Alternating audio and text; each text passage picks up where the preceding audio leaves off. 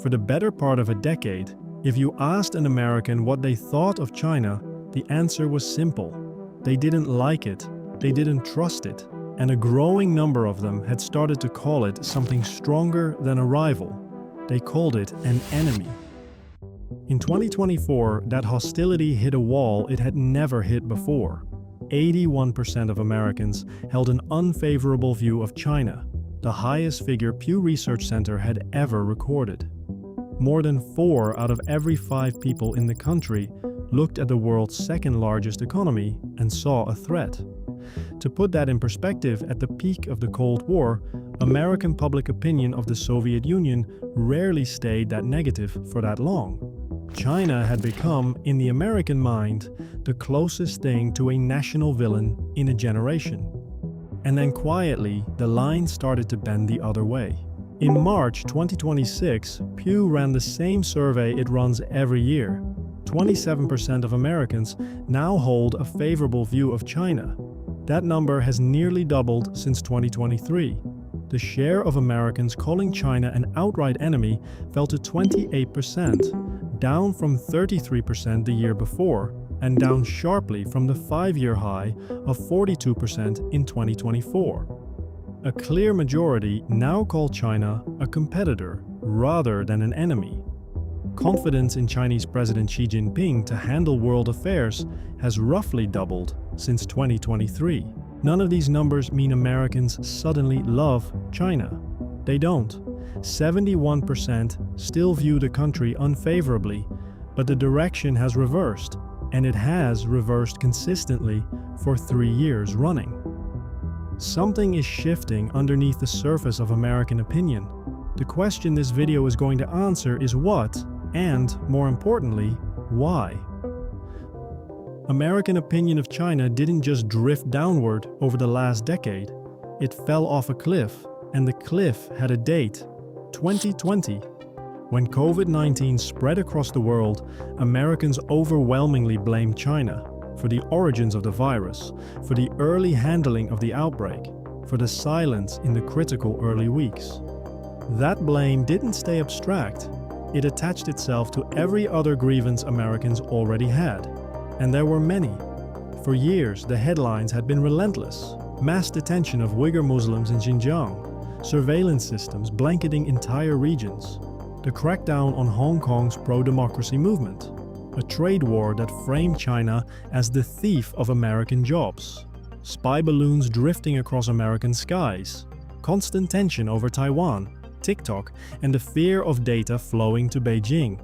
Each of these was a separate story, but stacked on top of one another during a pandemic that Americans blamed squarely on China, they fused into a single, overwhelming impression.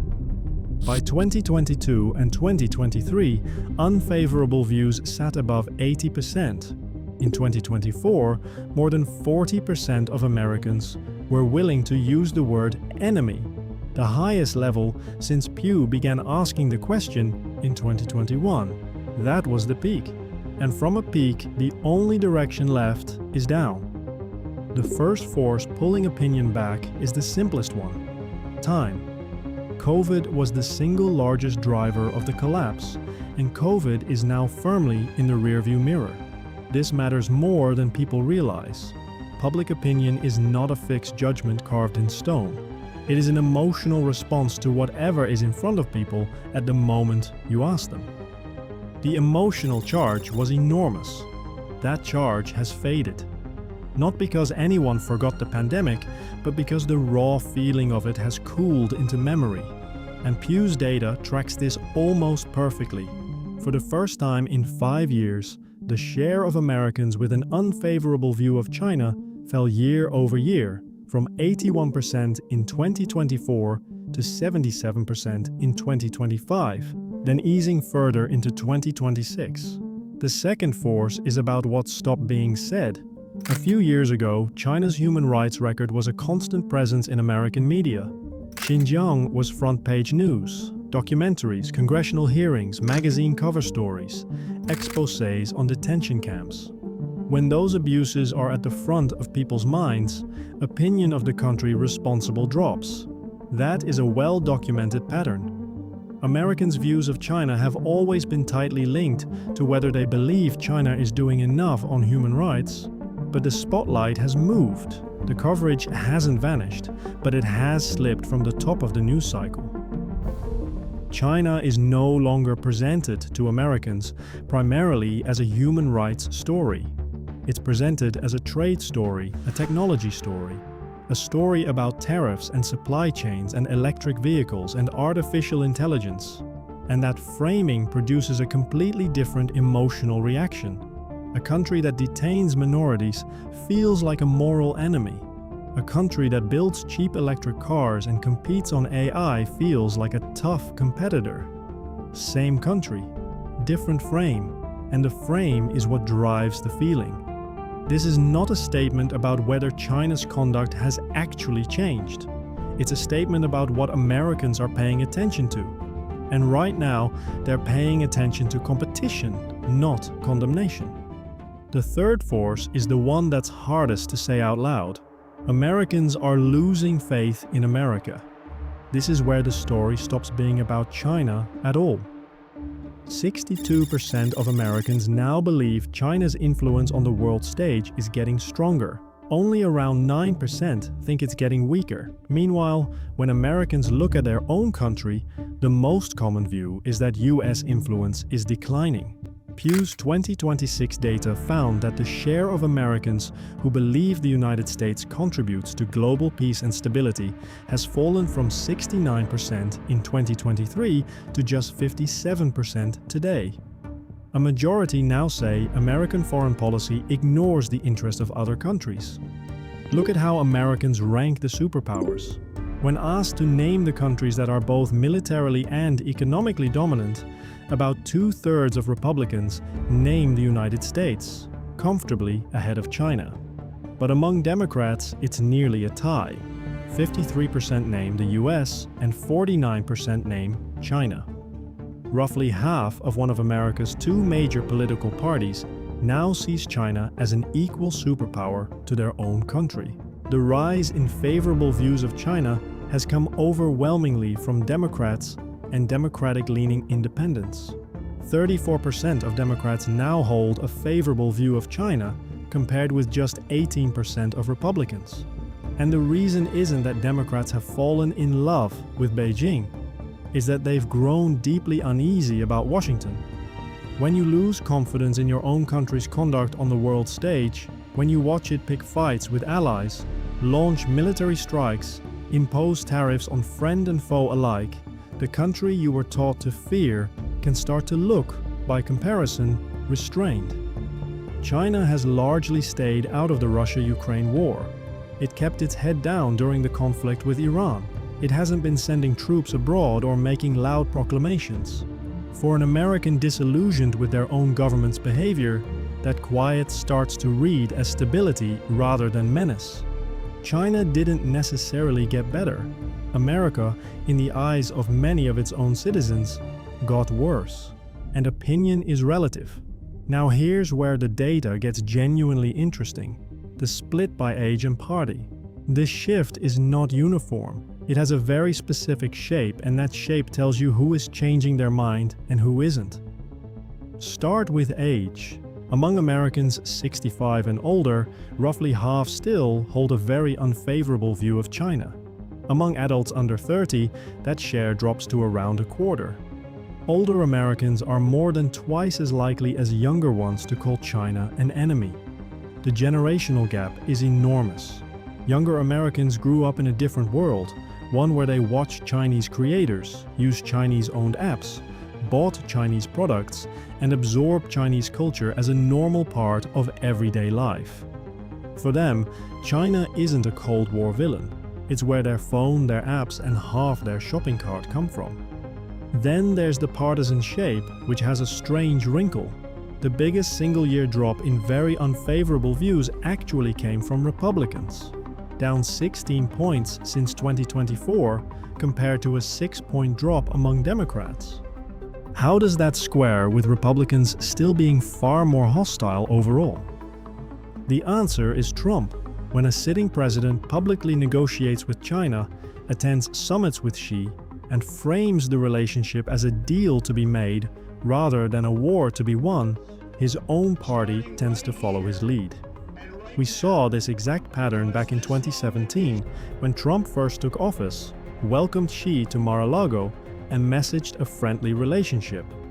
The partisan gap on China briefly vanished and Republican views improved, right up until the trade war started, at which point Republican opinion crashed.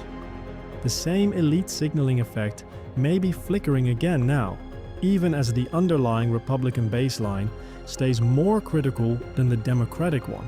So the warming is being driven by two different mechanisms in two different directions. Democrats are softening because they've lost faith in American power. Republicans are softening because their leader is shaking hands with Xi. Same trend, opposite engines. And this isn't only happening in America. Zoom out and the pattern repeats across the developed world. Views of China have become more favorable since 2024 in 15 of 25 countries Pew surveyed, including double-digit jumps in Canada and France. In Australia, the share of people who prioritize close economic ties with China over the United States has overtaken those who prioritize the US. Across most high-income nations, opinion has drifted toward China over the past several years. And it's happening at the same time as the mirror image. Confidence in the United States and its leadership has dropped sharply across many of those same countries. In Mexico, favorable views of the US fell from 61% to 29% in a single year.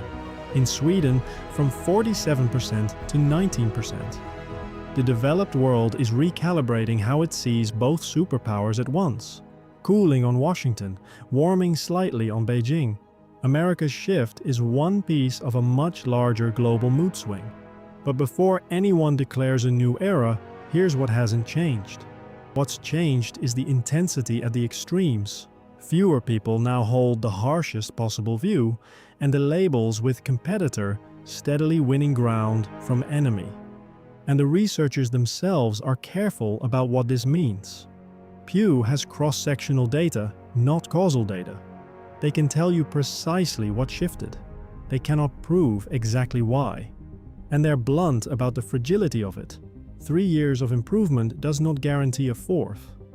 Public opinion on foreign countries isn't a deeply held ideology. It's a mood, and moods turn fast. A crisis over Taiwan, a major cyber attack traced back to Beijing, a collapse in trade talks, a tumultuous summit gone wrong. Any one of these could erase 3 years of softening in a matter of weeks. So, were Americans wrong? That's the question the thumbnail asks, and it's the wrong question to ask a poll. Polls don't tell you who was right, they tell you what people feel. And what the 2026 numbers reveal is that Americans feel measurably different about China than they did 3 years ago. Not because the facts about China changed overnight, but because the lens through which Americans view the world has shifted underneath them. The pandemic faded, the human rights spotlight moved. Confidence in their own country eroded, and in the space those changes opened up, the enemy started to look a little more like a competitor. The shift is real, it's consistent, and it's still small. Whether it becomes the beginning of a genuine reset or just a brief thaw before the next freeze depends entirely on what happens next. In Washington, in Beijing, and in the minds of the people being asked the question. Because in the end, the story was never really about whether China changed. It was about us.